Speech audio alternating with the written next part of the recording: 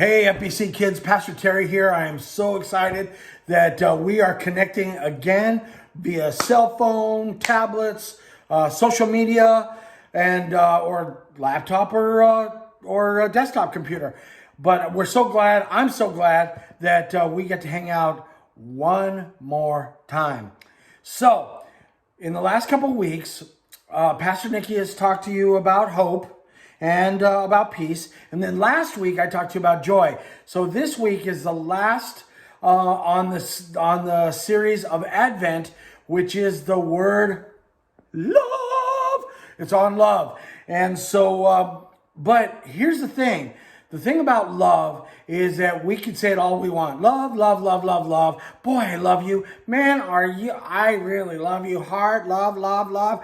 However, the thing about that is that there is a difference from knowing the four-letter word L-O-V-E, love, than actually showing love, being able to give somebody love. And so, when you tell somebody that I hurt you or I love you, that's easy. But when you turn around or somebody says to you, boy, I really do love you. But what happens if you say to them, well, what does that mean? What do you think their reaction would be?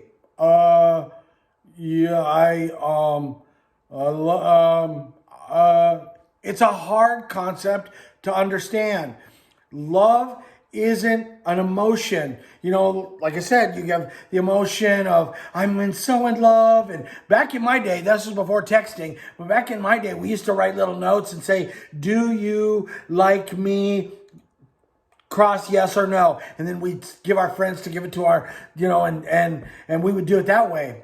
Big difference now, but that was what we thought was kind of like love. It is so much different now. But love isn't a word. Love isn't an emotion. Love is an action. We need to show people what love is, because it is a choice. We make a choice whether I love you, or whether you love me, or whether you love your mom and dad or your brothers and sisters. I know loving brothers and sisters can be complicated at times. However, loving brothers and sisters, because we're constantly showing them. We're constantly doing things for them, being a voice that they can talk to, helping them out, helping mom with the chores around the house, helping dad rake the leaves outside, whatever that is. All those little actions turn into one big, event in your life. So anyway, let me tell you a little. Can I tell you a little story? Let me tell you a little story. About 4 years ago, God completely blessed me with my wife, Miss Molly. And now Miss Molly is probably the most amazing person that I've ever met. And, God blessed me to have her in my life. She has a son, which we now both have, but she had a son, and his name is Trevor. I call him Trey Dog because he's super cool like that. But Trevor was the stepson. But Molly and I made the choice to love one another till death do us part, and for all the times that we're here on earth. But Trevor didn't have that choice. And so when I moved into the household, when I came into our household, it wasn't really easy for Trevor, because he liked having his own time with his mom. He liked having dinners with her. He liked spending that individual time. And now there was a new man in the house, and that was pretty difficult. But because we loved Miss Molly so much, we did everything that we can through our actions, through the things that we did, in our conversations. Sometimes some of them were a little tough and a little passionate, but in those conversations, he began to trust me, I began to trust him, and that trust turned into love. And now I don't introduce him as my stepson, I introduce him as my son. He is my son, he's my Trevor, he's my Trey Dog, and I'm really glad to have him in my life. So, let's see what the Bible has to say about love. In 1 Corinthians 13:3, it says, if I have no love, I do not have nothing.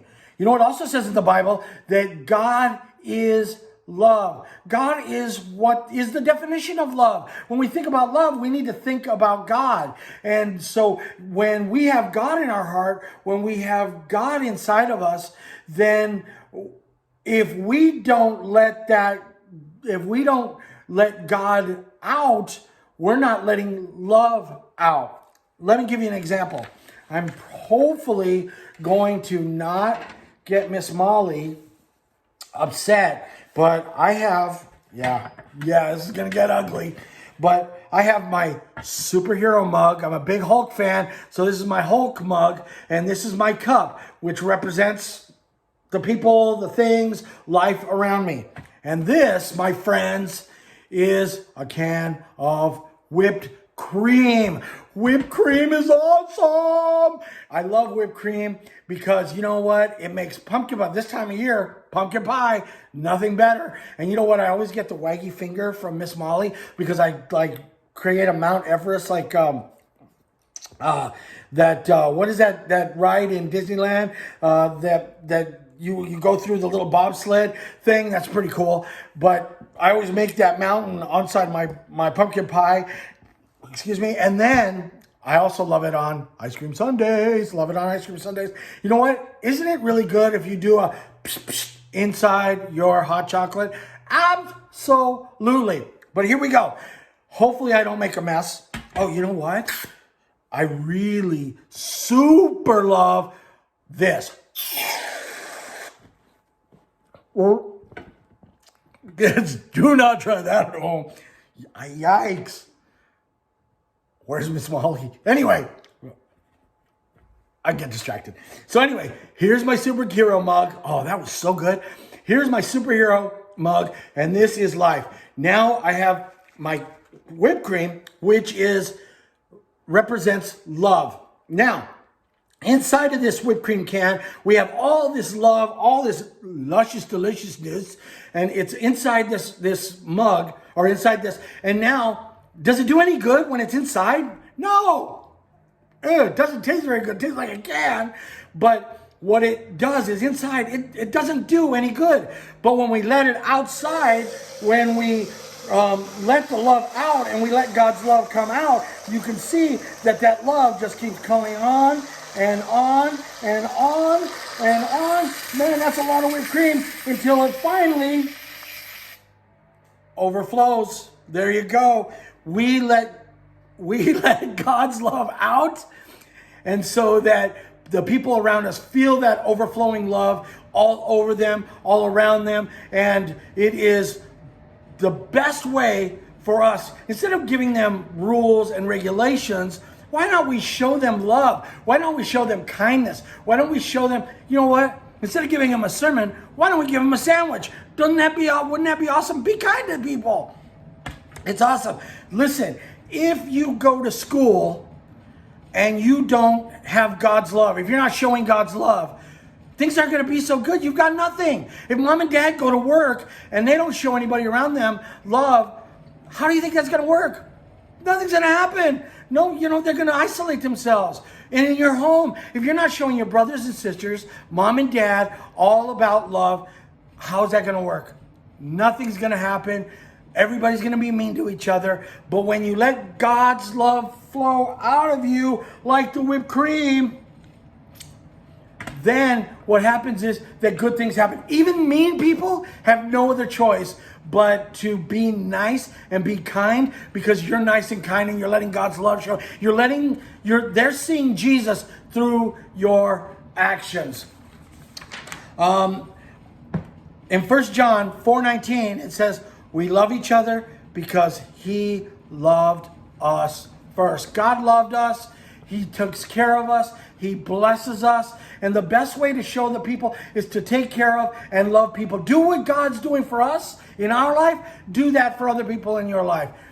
You're awesome. You're wonderful. You're a champion. Parents, remember that what you do at home is what your kids do. I always say, what you do, they do. So, read to your children out of the Bible. Pray with them. Show kindness. Show love. Even in stressful situations. even in sadness or anxiety, show them how a good Christian would respond. We respond with love, correct? Anyway, kids, I love you, and I love you. And anyway, see what I did there?